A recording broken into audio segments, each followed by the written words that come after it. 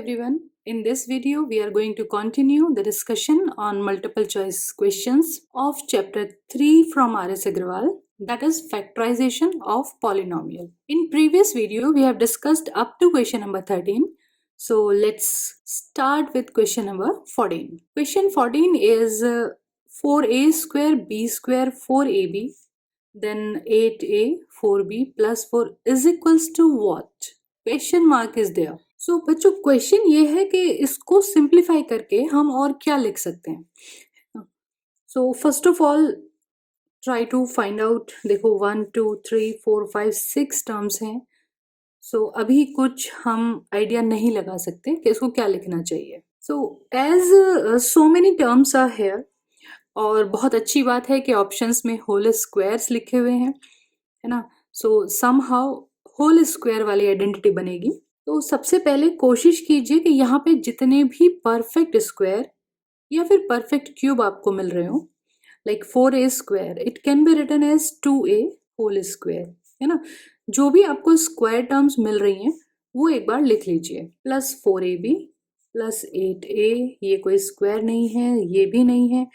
4 को हम 2 स्क्वायर जरूर लिख सकते हैं, ठीक है. तो मुझे यहाँ पे 3 स्क्वायर टर्म्स मिल गई, ये तीनों परफेक्ट स्क्वायर वाली टर्म्स मिल गई. ओके. सो बच्चों एक बार समझने के लिए आइडेंटिटी लिख देती हूँ मैं यहाँ पे, a plus B plus C whole square. और ये आइडेंटिटी सबको बहुत अच्छे से याद होनी चाहिए, है ना. तो a plus B plus C whole square, this identity can be expanded as a square plus b square plus c square plus 2ab. आप ऐसे भी याद रख सकते हैं कि जैसे a plus B whole square वाली आइडेंटिटी है ना, तो वहां पे a square B square 2ab आता है, ठीक है. So here 3 terms are there, a b c, तो तीनों के स्क्वायर लिखेंगे एंड देन 2ab. उसी तरह से होल स्क्वायर जैसे 2 टर्म्स का था तो वहां पे 2ab आता था, यहाँ पे तीनों आएंगे 2ab 2bc 2ca, ठीक है. सो जो बच्चे पहली बार कर रहे हैं वो एक बार समझ भी लें. 2a b से क्या मतलब होता है, फर्स्ट 2 टर्म्स का मल्टीप्लाई, ठीक है. देन 2bc मीन्स जो भी सेकेंड और थर्ड टर्म है उनको मल्टीप्लाई करना है 2bc. And then 2ca first और लास्ट टर्म को मल्टीप्लाई करना है, ठीक है. तो यहाँ पे जो हमें स्क्वायर टर्म्स मिली थी, दीज वर 2a, एक टर्म थी 2a, one was b and another was 2, ठीक है. सो अगर हम इसी क्वेश्चन को आइडेंटिटी की तरह से लिखना चाहें, ट्राई करते हैं. This is 2a whole square. Square terms कुछ नहीं करेंगे, एज इट इज लिखना है. तीनों स्क्वायर टर्म्स लिख लेते हैं एक साथ. देन फॉर्मूला कंप्लीट होने के लिए यहाँ पे क्या होना चाहिए. So according to formula 2ab means 2 multiply by first and then second. चलिए मैं लिख लेती हूँ एक बार. 2 multiply by first, first term कितना है यहाँ पे 2a and second term is b. Okay. So फॉर्मूले के अकॉर्डिंग लिखते हैं और चेक भी करना है साथ साथ. इसको अगर हम सॉल्व करें तो कितना आता है, 2 to 4 ab 4ab, same question में दिया हुआ है. ओके. इस तरीके से हमें चेक भी करना है. या फिर आप ये जो 2ab है ये आप रफ में साइड में लिख के देख लें, ठीक है. नेक्स्ट क्या होना चाहिए, 2bc मीन्स a को अगर हम फर्स्ट टर्म बोल रहे हैं, b सेकेंड टर्म है, b second term, c third term. Okay. In this way also you can understand. So third and first इनको मल्टीप्लाई करना है, 2 फॉर्मूले के नाम का लिखना है. तो 2bc टर्म्स क्या हो जाएगी, यहाँ पे फर्स्ट टर्म हमारी थी 2a, सेकेंड टर्म था b और third term is 2. Okay. So 2bc means second and third. Second term कितना लिखना है b, third term is 2. Check कर लीजिए, 2 to 4 b. Okay. Same question में दिया हुआ है. थर्ड टर्म अब थोड़ा सा बच्चों समझ आ गया होगा आप लोगों को भी. 2 फॉर्मूले के नाम का लिखना है ca, 2ca, third and first. Third term is 2 and first is 2a. Okay. तो यहाँ पे क्या लिखना चाहिए हमें, 2 इंटू 2 इंटू 2a. इसको साइड में भी लिख सकते हैं, चेक कर लीजिए. 2 to 4 to 8a. Okay. 8a ही क्वेश्चन में दिया हुआ है. सो ये जो टर्म्स हैं ये बिल्कुल आइडेंटिटी के अकॉर्डिंग अगर फिट बन रही हैं, आइडेंटिटी के अकॉर्डिंग हम इनको एक्सपेंड कर पा रहे हैं ये टर्म हमने 4ab लिखा, ये लास्ट वाला टर्म हमारा हुआ 8a and this one is 4b। Okay, तो ये हो गई हमारे पास 3 स्क्वायर मिल गए हमें, a square b square c square and then accordingly 2ab 2bc 2ca। ठीक है, so combinedly we can write it, सारे प्लस साइन है तो कोई टेंशन की बात ही नहीं है, 2a प्लस b प्लस 2। ठीक है, ये हो जाता है होल स्क्वायर। बच्चों कुछ छोटी छोटी बातें हैं जैसे 4a square, so you can understand 2 square a square, तो जरूर यहाँ पे ब्रैकेट बनाइएगा, 2a ब्रैकेट लगा के स्क्वायर लिखिएगा। सम टाइम बच्चे ऐसे 2a स्क्वायर लिख देते हैं, उसका मीनिंग अलग हो जाता है। सिर्फ a के ऊपर स्क्वायर है, ब्रैकेट लगाओगे तो दोनों के ऊपर स्क्वायर आ जाएगा। ठीक है, so understand the importance of bracket now. Let's see it's 15th question, फिर से x square minus 4x minus 21। अब बच्चों आप सोच रहे होंगे किसी क्वेश्चन में आइडेंटिटी लग जाती है, किसी में मिडिल टर्म स्प्लिटिंग हो जाता है। सो नंबर ऑफ टर्म्स 3 है यहाँ पे, है ना। तो एक बार आप ट्राई करके देख सकते हो कि कोई आइडेंटिटी बन रही है क्या। आइडेंटिटी के लिए मुझे क्या चेक करना होता है, सबसे पहले होल स्क्वायर या होल क्यूब लिख लीजिए। अब यहाँ पे सिर्फ एक्स स्क्वायर है, ओनली वन स्क्वायर, एक ही टर्म है परफेक्ट स्क्वायर, तो इसका मतलब आइडेंटिटी तो नहीं लगेगी, है ना। And whenever there are 3 terms, जब 3 टर्म्स होती हैं तो most of the question middle term splitting से हो जाएंगे। ठीक है, आइडेंटिटी का ऑप्शन तो कैंसिल हो गया, हो सकता था यहाँ पे 2 स्क्वायर होते तो a plus B whole square या a minus B whole square, वो आइडेंटिटी हम यूज करते, बट क्योंकि एक ही स्क्वायर है इसका मतलब मिडिल टर्म स्प्लिटिंग होगा। सो वैसे तो ये कई बार एक्सप्लेन कर चुके हैं, पर चलिए इस वीडियो में पहली बार क्वेश्चन है, सो लेट मी एक्सप्लेन। तो यहाँ पे जो कांस्टेंट टर्म है दैट इज 21। तो हमें 2 नंबर ऐसे सर्च करने हैं जिनको मल्टीप्लाई करके 21 आए। सो माइनस साइन है यहाँ पे, इट मीन्स सब्ट्रैक्ट करने पे, 2 नंबर्स को सब्ट्रैक्ट करने पे मिडिल टर्म आना चाहिए, 4 आना चाहिए। ओके, तो ऐसे कौन से 2 नंबर्स हो जाएंगे, 7 3s are 21 आई थिंक, या करेक्ट। तो 7 और 3 मल्टीप्लाई करें 21, 7 माइनस 3 4 होता है। ठीक है, सो अब देखिए इसमें कैसे लिखना है, X square as it is लिखना है, माइनस एज इट इज लिखना है, X as it is minus 21 as it is. पूरा क्वेश्चन जू का तू कॉपी डाउन करना है, सिर्फ मिडिल टर्म जो बीच में टर्म है उसको स्प्लिट करना है, उसी टर्म को ब्रेक करना है। ठीक है, 2 नंबर्स हमें मिले थे 7 एंड 3, 7 और 3 2 नंबर्स थे, so we will split the middle term like this, 7 minus 3। Subtract करने पे पहले डिसाइड हो चुका है, माइनस साइन है, सब्ट्रैक्ट करने पे तो 7 माइनस 3। ओके, और चेक भी करते रहे इसको साथ साथ, 7 माइनस 3 4 आना चाहिए, 4 ही आ रहा है।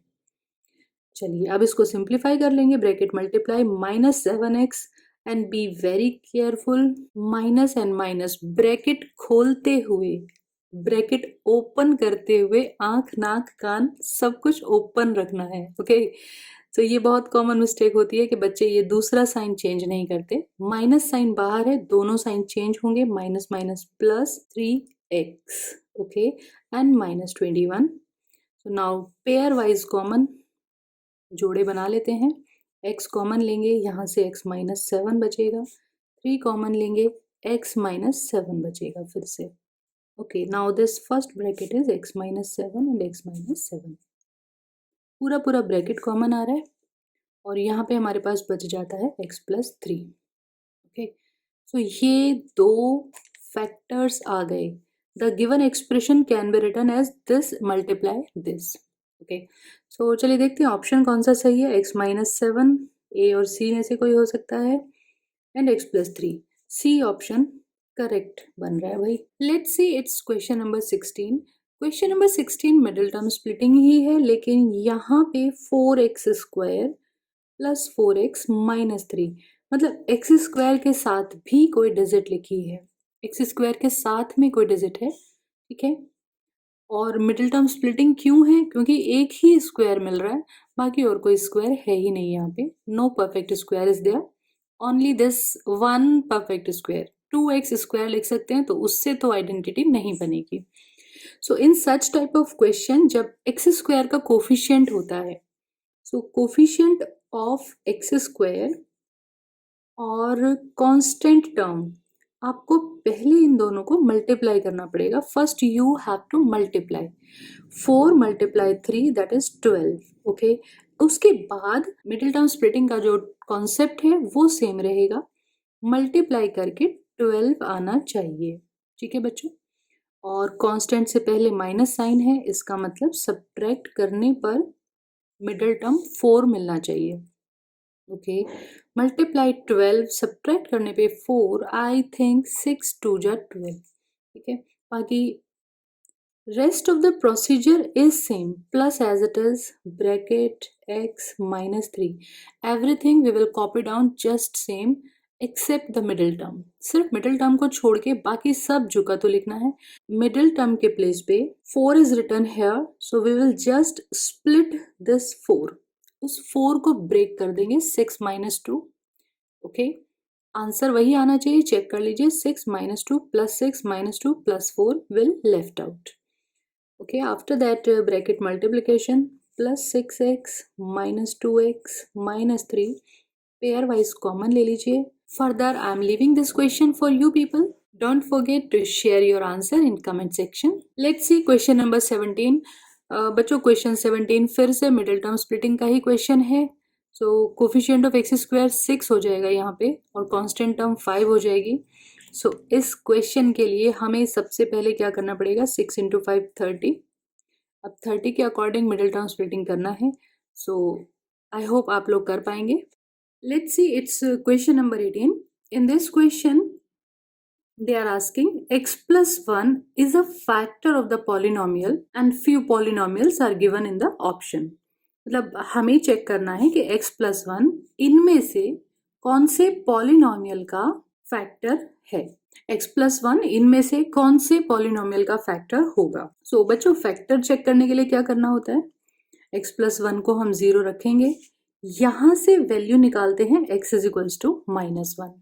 ठीक है, अब ये वैल्यू हम लोग पॉलिनोमियल में रख के चेक करेंगे कि कहाँ पे कौन से पॉलिनोमियल के लिए रिमाइंडर 0 आ रहा है. ठीक है, फैक्टर के लिए कंडीशन है ना कि रिमाइंडर 0 आना चाहिए. चलिए ए ऑप्शन में जो पॉलिनोमियल है, ए ऑप्शन के लिए चेक कर लेते हैं.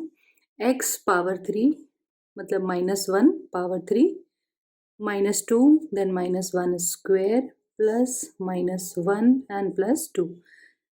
सॉल्व करना है. -1 पावर 3 विल गिव -1. यहाँ पे स्क्वायरिंग होके प्लस आएगा और एक माइनस बाहर है. So overall it is -2 then -1 and +2. यहाँ पे ये +2 और -2 तो कैंसिल हो जाएगा, but finally we are getting -2 not 0. 0 नहीं आ रहा है, तो ये ऑप्शन तो नहीं होगा. चलिए बी ऑप्शन के लिए चेक कर लेते हैं इसी तरह से. -1 पावर 3 एक्स क्यूब है मतलब -1 पावर 3 होगा. Then +2 and -1 square plus -1. बच्चों प्लस और माइनस की कैलकुलेशन बहुत ध्यान से करनी है. सो सिंप्लीफाई करते हैं. -1 पावर 3 ये आ जाएगा -1, देन स्क्वायरिंग करके प्लस हो जाएगा. So finally +2 plus minus -1 and -2.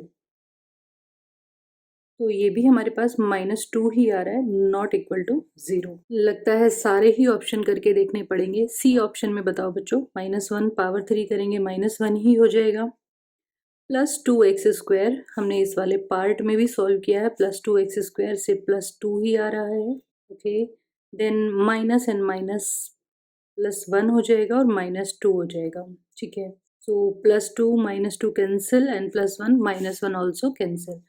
O thank God, option C में हमें रिमाइंडर 0 मिल गया. इसका मतलब x plus 1 is the factor of C option. C option में जो पॉलिनोमियल दिया हुआ है उसका फैक्टर है. C option correct answer. So students do lot of practice of this type of questions. इस वीडियो के लिए इतना ही. For next questions watch our next video. तब तक के लिए take care, enjoy life, enjoy maths as it's easy.